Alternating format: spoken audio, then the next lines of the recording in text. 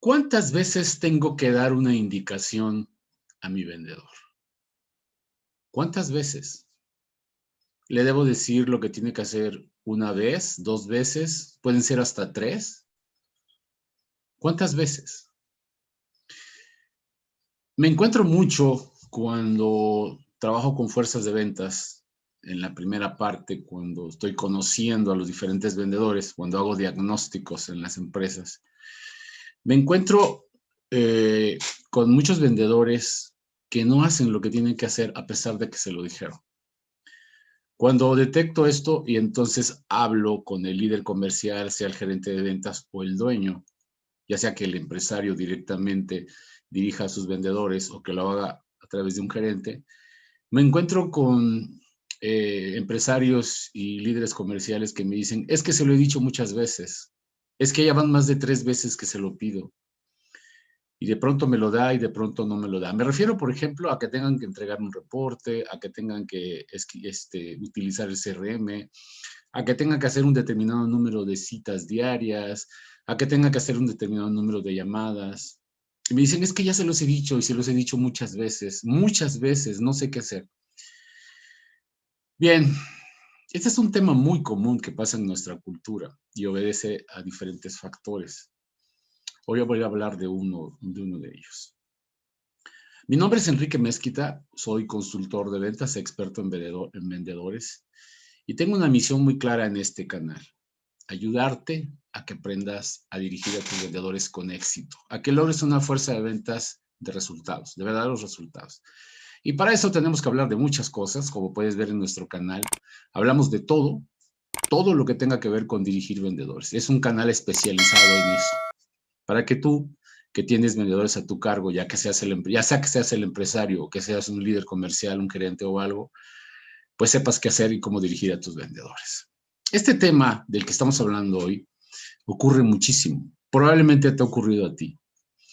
Y cuando hablo con los empresarios acerca del problema y les pregunto el por qué mantienen a un vendedor que le tienen que decir tantas veces que haga algo elemental, normalmente lo que me dicen, híjole, es que mira, tengo 5 vendedores y él me representa el 35%. O sea, no es malo vendiendo, logra buenas metas, pero hace lo que quiere. Y entonces si lo dejo, si lo corro, pues pierdo el 35% y eso me saca del punto de equilibrio. El razonamiento parece lógico, pero realmente no tiene la base correcta. No podemos depender de si el vendedor quiere o no quiere hacer las cosas. En principio, los vendedores reciben un salario, al menos los que tienen el modelo mixto, y ese salario obedece no solamente para los camiones, como decía mucha gente, no, es porque se les paga actividades que no están directamente relacionadas con la venta. Todo el aspecto administrativo, usar el CRM, ir a juntas, hacer reportes, eso tiene que ver con el salario, por si muchos no lo sabían. Es decir, el vendedor, si es un empleado, tiene la obligación de hacer lo que le pidan, siempre y cuando obedezca a su actividad, a su puesto. Digo, porque me ha tocado casos en donde al vendedor lo ponen a hacer cosas que no son, y ahí sí estamos hablando de problemas. No, si el vendedor recibe un salario digno, un salario competitivo, y le dicen, tú tienes que hacer esto, tienes que hacer esto, tienes que hacer esto, pues solamente se lo tienen que decir una vez. Y yo me encuentro con vendedores que tienen miedo de correr de empresarios que tienen el miedo de correr al vendedor porque se van a ver afectados. Miren, para eso hay estrategias. Si tú quieres deshacerte de un vendedor que es complicado, que no se alinea, pues puedes contratar otro mientras preparas el terreno y luego corres al otro vendedor. Miren, este canal no es para vendedores. Yo entiendo que haya vendedores que no les gusten mis opiniones, que no les guste lo que yo digo, pero pues en lo estricto, en lo justo, estamos hablando de terrenos profesionales. Las empresas no son centros de ayuda. Las empresas están hechas para pagarle a un empleado por un trabajo, por un desempeño en base a un resultado, para que se mantenga en la empresa. Pero a veces ocurre que no hay esa equidad y entonces el vendedor no hace lo que se espera. También a veces es al revés. A veces la empresa es la que no responde, la que no paga bien, la que no ofrece los elementos, etcétera. Pero eso podría ser tema de otro video. Hoy el punto es ¿Cuántas veces tienes que decirle a tu vendedor que haga las cosas para que las haga? ¿Sabes dónde está el problema? El problema no está en el vendedor, el problema está en ti. El problema está en cómo manejas esas decisiones. En lo estricto, en lo estricto, tú deberías decirle las cosas una vez al vendedor. Cuando entra a la empresa, le tienes que mostrar las políticas, el reglamento, los sistemas, los procedimientos, para que el vendedor sepa exactamente lo que tiene que hacer. Le tienes que hablar de las metas, le tienes que hablar de los segmentos, le tienes que hablar de la operación, le tienes que hablar de lo que tiene que hacer, lo que te tiene que reportar. Si ese vendedor a la primera no te hace las cosas, bueno, a lo mejor, pues dile, es nuevo, ¿no? En el caso de que sea un vendedor nuevo, ¿sabes qué? Mira, es por aquí y no hay otra. Esta es la última oportunidad, la única que te voy a dar. Y aún así no deberíamos de hacerlo así porque pues, estamos hablando de un terreno profesional. Yo te voy a pagar porque hagas algo, lo tienes que hacer. El problema es cuando el líder, ya sea gerente, el dueño o quien sea que esté al frente de los vendedores, permite que el vendedor siga ocurriendo, siga haciendo el mismo error. El vendedor, como muchas personas, pues, aprenderá que no pasa nada si no hace las cosas y estará consciente de que lo único que va a recibir es un regaño. El problema es que si esto se repite, se repite, se repite, otros vendedores empiezan a ver al vendedor que no hace las cosas, ven que no pasa nada y de pronto tienes una fuerza de ventas que no hace caso. Vuelvo al punto, la solución está en ti. Si tú dices algo, tienes que mantenerte. Si das chance, 2, 3 concesiones, no lo vas a lograr. Porque, insisto, el vendedor aprende que no pasa nada. Esto es importante que lo entiendas, porque cuando la atención la fijas en lo que te produce, entonces todo esto lo dejas a un lado y permites que la bola de nieve vaya creciendo.